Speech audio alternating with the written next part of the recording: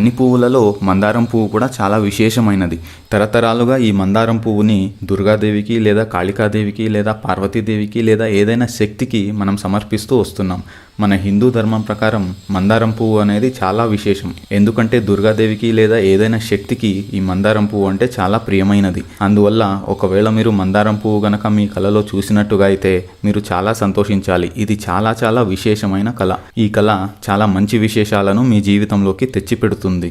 మీరు మందారం పువ్వుని ఏ రకంగా చూసినా కూడా అది మంచిదే. అంటే మీరు మీ కళలో మందారం పువ్వుని ఊరికే అలా చూస్తున్నట్టుగాను, లేదా మందారం పువ్వులని పెరుకుంటున్నట్టుగాను, లేదా సేకరిస్తున్నట్టుగాను, లేదా మీ తలలో పెట్టుకుంటున్నట్టుగాను, లేదా దేవుడికి సమర్పిస్తున్నట్టుగాను, ఇలా ఏ రకంగా మీరు మందారం పువ్వుని మీ కళలో చూసినా కూడా అది చాలా మంచి కళ.